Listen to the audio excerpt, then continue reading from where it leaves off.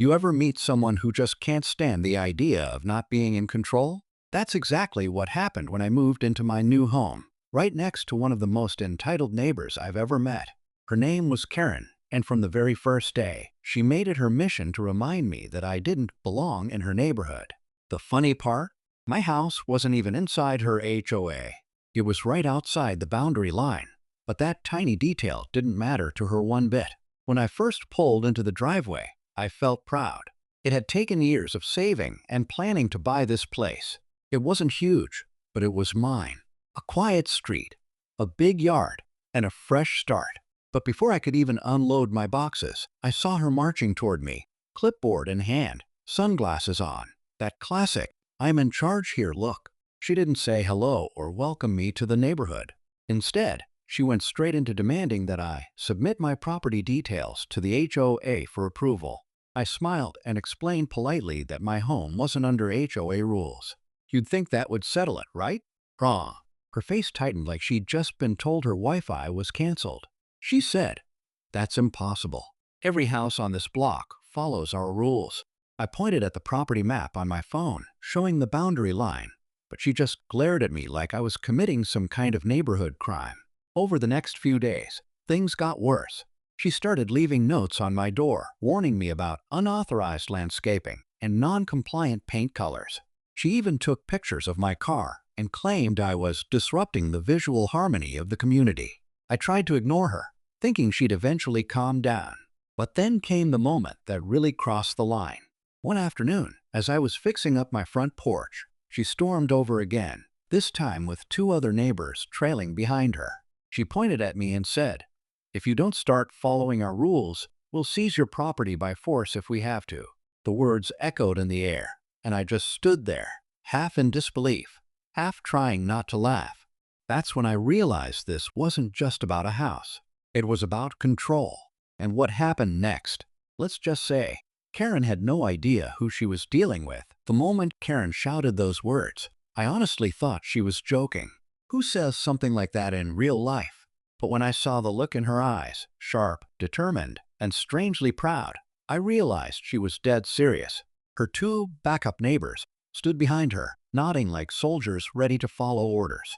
It was surreal, like I had somehow wandered into a suburban drama no one warned me about. After that day, things started getting strange. Every morning, I'd find new notes taped to my door. Some were written neatly, quoting HOA rules that didn't even apply to me. Others were scribbled angrily in all caps. "Your grass ISTO long. Move your trash cans. This isn't HOWWEDO things here." I wanted to laugh it off, but it started to feel like I was being watched. Every time I stepped outside, I could see Karen peeking through her blinds, phone in hand like she was documenting my every move.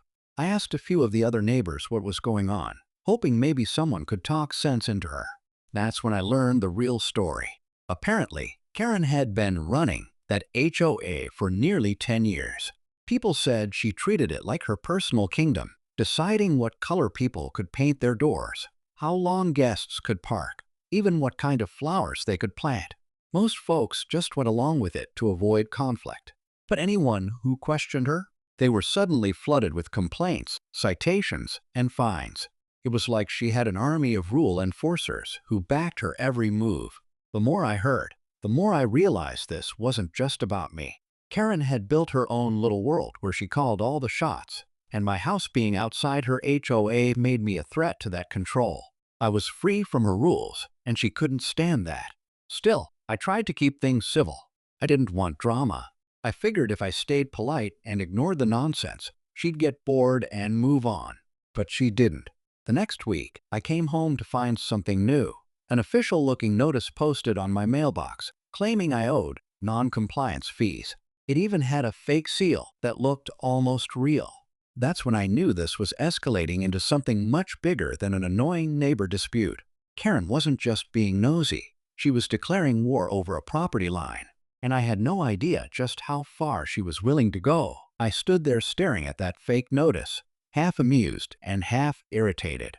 It had a bold title that read, "Violation of HOA Standards," complete with an official-looking logo that someone clearly printed off the internet. The document listed random infractions, like unauthorized property modifications and failure to maintain aesthetic uniformity. I couldn't help but shake my head. It was ridiculous, but also a little unsettling. Someone had gone to the trouble of making it look real. I decided to call the county office to confirm what I already knew. My property wasn't under any HOA jurisdiction. The clerk on the other end sounded puzzled and said, "We've gotten a few calls like this before, actually. Same neighborhood. Sounds like someone's been overstepping their boundaries." That told me everything I needed to know. Karen had done this before. I wasn't her first target, just the latest one who wasn't backing down. That evening, I noticed something strange. Across the street, the neighbors who had been friendly to me at first suddenly stopped waving. One even crossed the road to avoid me. I could feel it. Karen had started spreading rumors, a small-town gossip network powered by paranoia. According to another neighbor I'd befriended, she was telling people I was bringing down property values and refusing to follow community safety guidelines. It was absurd, but it worked. The atmosphere changed. I could feel eyes on me whenever I went outside. At night, I'd see lights flicker in Karen's windows. Once, I even caught her taking pictures of my porch from across the street. It wasn't just annoying anymore. It was unsettling. I installed a small security camera, not because I was afraid, but because I needed proof in case things went further. And honestly, something told me they would. Then came the HOA meeting.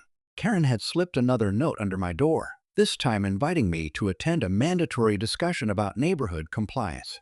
It was laughable since I wasn't even part of their organization, but curiosity got the better of me. I wanted to see what she was planning.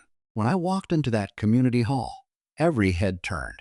Karen sat at the front with her clipboard and a smug little smile, like she'd already won. I could feel the tension in the room. Something told me this wasn't going to be a friendly chat about lawn care. It was going to be a showdown. And by the look on her face, she was ready to push things further than anyone expected. As soon as I stepped into that community hall, I could feel the energy shift. Conversations went quiet, and all eyes locked on me. Karen was already sitting at the center table, flanked by a few of her so-called HOA board members. They all wore the same expression, a mix of superiority and suspicion. The walls were lined with neatly printed signs that read, "Community Standards Matter," and "Protect Our Neighborhood." It felt less like a meeting and more like a courtroom. Karen cleared her throat and smiled, the kind of smile that wasn't really a smile at all. "Thank you for finally joining us," she said, her tone dripping with sarcasm. "We've been very patient." I stayed calm and simply nodded, waiting to see what she'd try next. She flipped through a few papers and started listing off supposed violations again, reading them as if they were real legal documents. "Your mailbox height doesn't match our regulations. Your exterior paint isn't pre-approved. Your landscaping disrupts the community flow." Each accusation was more ridiculous than the last. When she finished, I said, "Karen, I don't live under your HOA. None of these rules apply to me." My voice echoed through the room, and a few people actually looked surprised. But Karen didn't flinch. Instead, she leaned forward, eyes narrowing. "We've decided your property affects our neighborhood's value," she said, her voice low and cold. "If you continue ignoring our regulations, we'll take collective action. We'll make it official." There was a murmur of agreement from a few of her followers. It was clear she had spent weeks building her little army. I looked around and saw faces filled with uncertainty, some siding with her out of fear, others just wanting peace. It hit me then. This wasn't just a battle about a house. It was about control, reputation, and power. I pulled out the official county map I had printed and laid it on the table. "Here," I said calmly. "This is the property line. This is my house. You have no authority over it." For a brief second, silence filled the room. Karen's eyes flicked toward the map, but she didn't even glance down. Instead, she stood up, her voice rising. "We'll see about that," she snapped. "You can't just move here and ignore our standards. You'll regret this." The room erupted in whispers, tension thick enough to cut through. I walked out, my heart pounding. I didn't know what she meant by collective action, but something told me Karen wasn't finished, not even close. The next morning, I woke up to a noise outside my window. At first, I thought it was just the wind or someone mowing their lawn early, but when I stepped out, my heart dropped. There were bright orange stakes hammered into the edge of my yard, a dozen of them, marking some kind of imaginary boundary. Attached to one was a laminated sign that read, "Pending HOA evaluation." It was absurd, but also alarming. Someone had clearly come onto my property overnight to do this. I immediately checked the footage from my security camera, and sure enough, there they were, Karen and two of her HOA board members, walking across my lawn just before midnight. One carried a tape measure, the other a clipboard. They were whispering, looking around like burglars, and laughing quietly as they planted those stakes. It was beyond anything I'd expected. She wasn't bluffing. She was escalating. I printed a few stills from the video, planning to take them to the county office. But before I could even leave, a letter appeared in my mailbox. This time, not handwritten or fake-looking. It was a formal notice from a local law firm representing the HOA.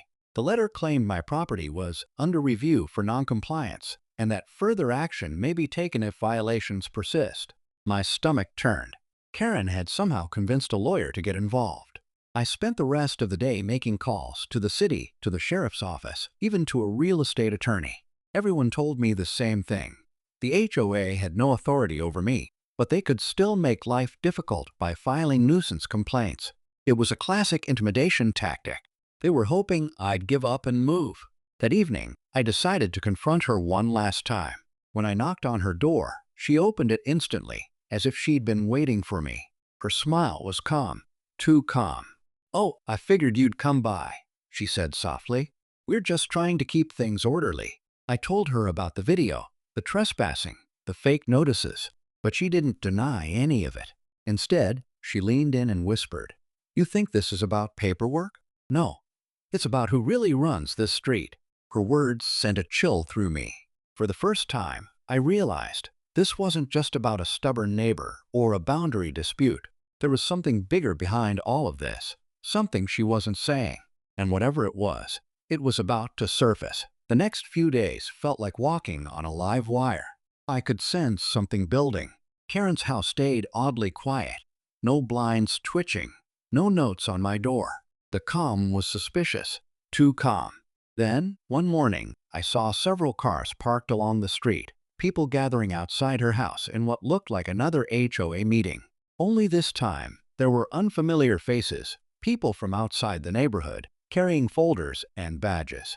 Something about it felt different. I walked over slowly, curious but cautious. As I got closer, I realized they weren't her usual HOA board members. They were county inspectors and law enforcement officers. Karen stood on her porch, red-faced and shouting, waving papers in the air. I heard bits and pieces, overreach, unauthorized actions, fraudulent documents. My heart started racing. Could it be that her scheme had finally caught up with her? It turned out one of her own neighbors, tired of her harassment, had filed an official complaint, attaching video evidence and forged notices. Between my footage of her trespassing and other residents' testimonies, the county had launched an investigation into her HOA leadership. What they found was unbelievable. Karen had been collecting unauthorized fees from some homeowners, creating fake enforcement documents, and even altering property maps to make it look like her control extended beyond its actual boundary. She wasn't just bossy. She was running her own little empire of intimidation. When the officers approached me, they thanked me for the evidence I'd provided earlier in the week. Apparently, my complaint had triggered a deeper look into her past actions. Watching her realize the truth hit her. Seeing that mask of control crumble was surreal. She tried to defend herself, saying it was all a misunderstanding, but no one believed her anymore. The so-called HOA dissolved overnight, and every false claim against me was erased. I thought that was the end of it, but a few days later, while cleaning my porch, I noticed something tucked beneath a flower pot, a folded letter, sealed in a plastic bag. It was from Karen. The note was short, handwritten in her sharp, familiar script. "You may have won this round," it read, "but you still don't understand what this neighborhood was built on." I looked up at her empty house across the street, curtains drawn, for sale sign freshly posted, and for a moment, I couldn't shake the feeling that maybe she wasn't just talking about property lines after all. For a while after Karen moved out, the neighborhood felt completely different, quieter, lighter, almost peaceful. People who used to avoid eye contact started waving again. The tension that had hung in the air for months finally lifted. It was strange how one person's obsession with control had affected so many others. I started talking to a few neighbors I hadn't spoken to before, and the stories they shared were unbelievable. Karen had fined one man for putting up a holiday wreath too early, and another for leaving his recycling bin out for more than 24 hours. Everyone had just gone along with it because they didn't want trouble. It made me realize how fear, even in a quiet suburban street, can shape people's lives. One afternoon, while trimming the bushes along my fence, I found another orange stake hidden deep in the soil. It was one of the old ones she'd hammered in that night. For a moment, I just stared at it, remembering all the chaos that simple boundary line had caused. Then I pulled it out, tossed it in the trash, and laughed to myself. The yard finally felt like mine again. I still think about that letter she left, the one that said, "You still don't understand what this neighborhood was built on." For weeks, those words played over in my head. Maybe she meant control, or power, or just the illusion of both. But I like to believe it was something else, maybe even a strange kind of warning.